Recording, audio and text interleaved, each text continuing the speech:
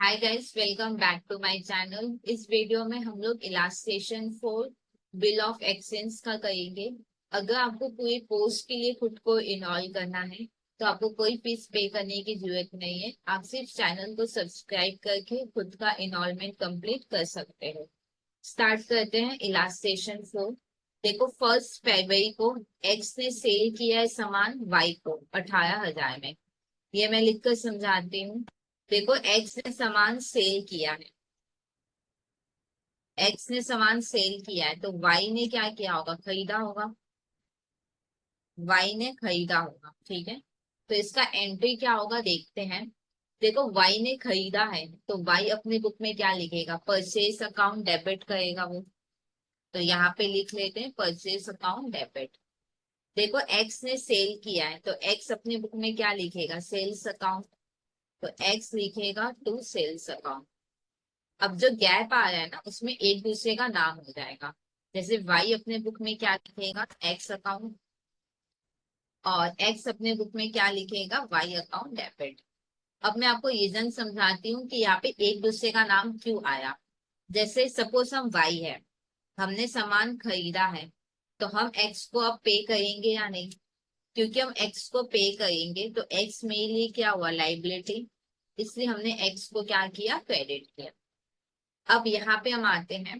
देखो, एक्स है, हमने सामान सेल किया है, तो फ्यूचर में मेरे को वाई से पैसा मिलेगा। तो वाई मेरे लिए क्या हुआ? एसेट। तो हम वाई को क्या कहेंगे? डेबिट। इसलिए यहाँ पे देखो वाई डेबिट हुआ है, ठीक है।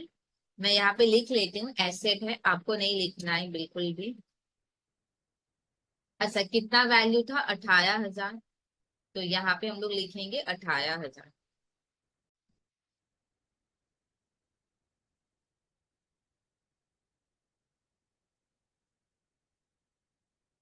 डेट देखते हैं क्या दिया हुआ है। 1 फरवरी है, तो 1 फरवरी 22। 1 फरवरी 22। फिर देखो, 3,000 रुपया वाई ने पे कर दिया हाथों हाथ, और बैलेंस का उसने बिल एक्सेप्ट कर लिया, ठीक है या नहीं? देखो, वाई ने 3,000 पे कर दिया, हाँ या ना? वाई ने 3,000 पे कर दिया तो वाई के यहाँ से 3,000 जा रहा है कि नहीं? तो वाई लिखेगा टू कैश अकाउंट 3,000। एक्स को मिला ना 3,000, तो एक्स क्या लिखेगा? Cash account debit 3,000। बाद बाकी का बिल हो गया, हाँ या ना? देखो, वाई ने सामान खरीदा है तो वाई तो बिल का पेमेंट करेगा। तो वाई के बुक में क्या खुलेगा? Bills payable.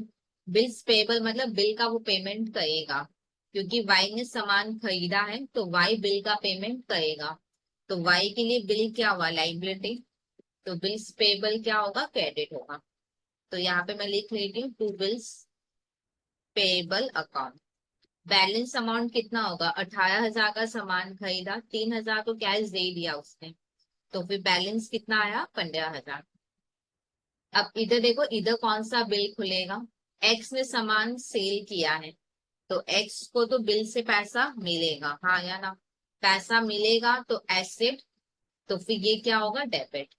तो यहाँ पे हम लोग लिखेंगे बिल रिसीवेबल अकाउंट डेबिट 15,000, ठीक है। अब यहाँ पे मैं ऐसे ही लिख लेती हूँ कि ये बिल्स पेबल क्या था? लाइबिलिटी था, जिससे कि आपको समझने में आसानी हो, इसलिए मैं लिख रही हूँ। ओके, अब देखो यहाँ पे गैप है, यहाँ देखो डेबिट में गैप है, यहाँ पे क्रेडिट में गैप है। ये जो गैप होगा उसमें एक दूसरे का नाम आएगा। जैसे वाई अपने बुक में क्या लिखेगा? एक्स अकाउंट डेबिट, कितने से? क्रेडिट देखो 18 है, तो डेबिट भी कितना होगा? 18। एक्स अपने बुक में क्या करेगा? एक्स यहाँ पे लिखेगा टू वाई अकाउंट डेबिट। देखो 18 है तो क्रेडिट भी कितना होगा? 18। अब देखो, ये तो शॉर्टकट है जो आप एग्जाम में लगाओगे, ठीक है। जहां पे भी गैप होगा वहां पे एक दूसरे का नाम हो जाएगा। पर यहाँ पे मैं अभी समझा देती हूँ कि क्यों एक दूसरे का नाम आ रहा है, ठीक है। यहाँ पे देखो, सपोज हम वाई है, हमने सामान खरीदा, तो हमने पैसा दे दिया और एक बिल एक्सेप्ट कर लिया, हाँ या ना? ये बिल मेरे लिए क्या है? लाइबिलिटी। देखो, आपने उधारी में सामान खरीदा तो वो लाइबिलिटी है, हाँ या ना? पर वो लाइबिलिटी एक ही बार आपके बुक में आएगा, 10 बार नहीं आएगा। जैसे आपने यहाँ पे लाइबिलिटी दिखा दिया, तो फिर पहला लाइबिलिटी आपने अगर कुछ दिखाया है तो उसको आप क्या करोगे? हटाओगे। तो इस लाइबिलिटी को मैंने क्या किया, हटाया। क्रेडिट है, हटाओगे तो डेबिट होगा। क्वेश्चन ये होगा कि 18 से लाइबिलिटी क्यों हटाया, 15 से नया लाइबिलिटी आया है, तो पुराना लाइबिलिटी भी 15 से हटाओ। नहीं, जो 3,000 आपको पता है हमने 3,000 पे कर दिया था, हाँ या ना। तो अल्टीमेटली एक 15 से तो पुराना लाइबिलिटी हटेगा, और हमने पुराने लाइबिलिटी के अगेंस्ट 3,000 भी पे कर दिया है, तो फिर लाइबिलिटी पूरा 18 से हटेगा। क्या ये बात क्लियर? ओके। अब यहाँ पे आओ। यहाँ पे देखो हमने सामान सेल किया है तो हमको पैसा मिलेगा, तो ये एसेट है। पर एसेट एक ही बार आएगा, 10 बार नहीं आएगा। जैसे यहाँ पे देखो बिल रिसीवेबल आपने एसेट दिखाया, फिर कैश भी क्या है, एसेट है, हाँ या ना। तो अगर आपने यहाँ पे 18,000 का एसेट दिखाया है, तो पहला वाला एसेट क्या हो जाएगा, हट जाएगा। डेबिट है, हटाओगे तो क्या होगा, क्रेडिट। तो यहाँ पे मैंने क्या कर दिया, क्रेडिट। और इमीडिएटली हुआ था, तो 1 Feb हो जाएगा। ठीक है। अब नेक्स्ट देखते हैं क्या है। अच्छा, यहाँ पे 3 महीने का बिल है, तो हम लोग क्या करते हैं, ड्यू डेट निकाल लेते हैं। पहले हम लोग ड्यू डेट निकाल लेंगे बिल का। हेडिंग दो computation of due date of the bill, computation of due date of the bill. अपने लोग ड्यू डेट निकाल लेंगे बिल का, पर्टिकुलर्स डे मंथ और ईयर। 1 February, फेबररी मतलब सेकेंड मंथ 2022। 3 महीने का बिल है तो मंथ में लिखेंगे 3, और 3 दिन का एक्स्ट्रा टाइम मिलता है तो डेज में लिखेंगे 3। सॉल्व कर, कितना आएगा, 1 + 3 4, 2 + 3 5, 2022।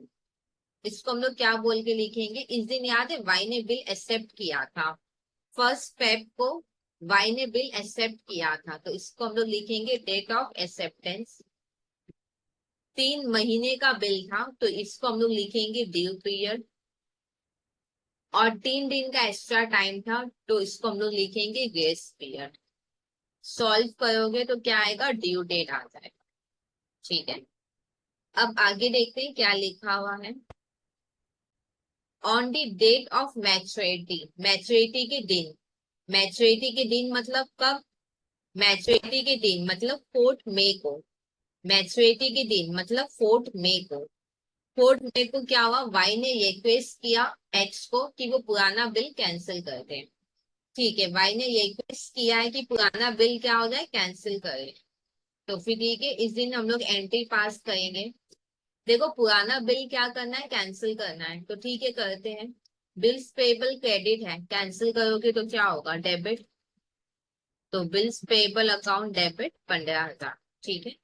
यहाँ से भी पुराना बिल कैंसिल होगा, बिल रिसीवेबल डेबिट है, कैंसिल करोगे तो क्या होगा, क्रेडिट।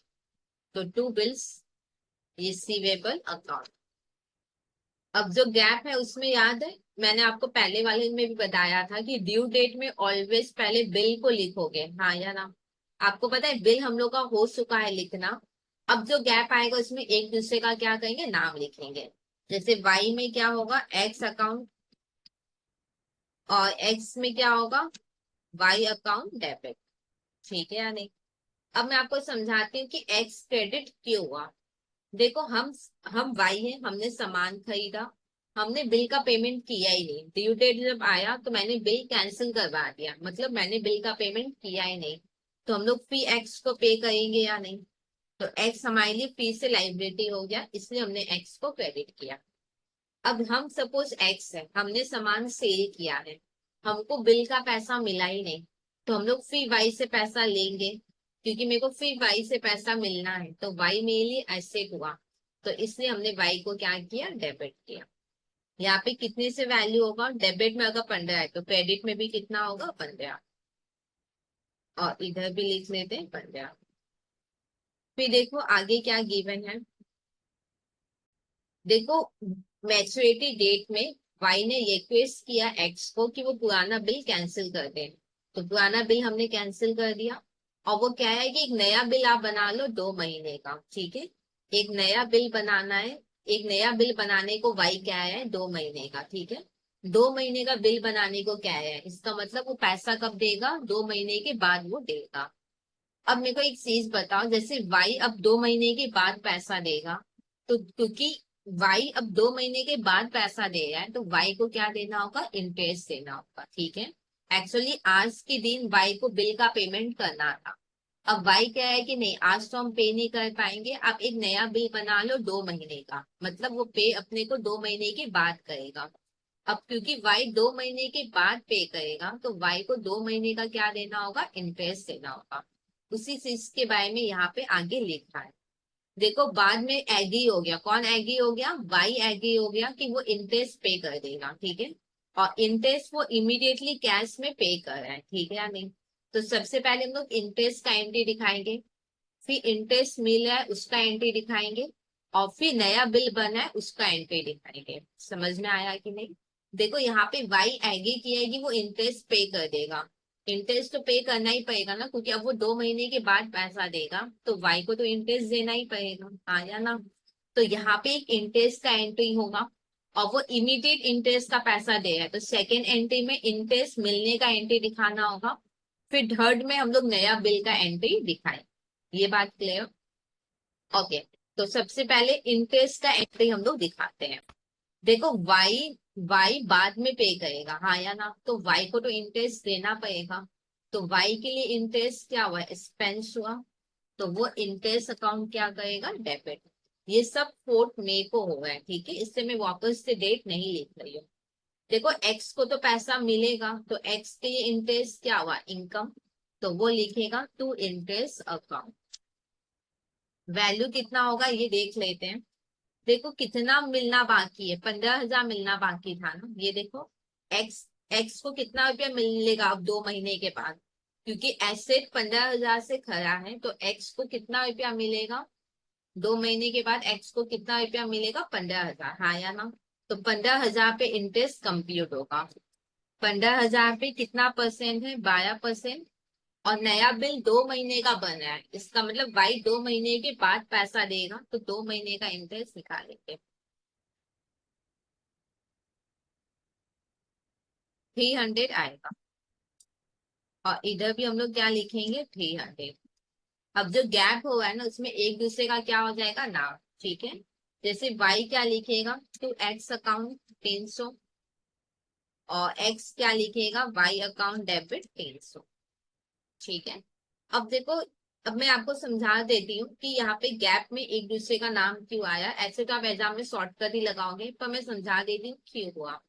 देखो हम वाई हैं, हम ड्यू डेट में बिल का पेमेंट नहीं कर पाए, तो हम इंटरेस्ट पे करेंगे।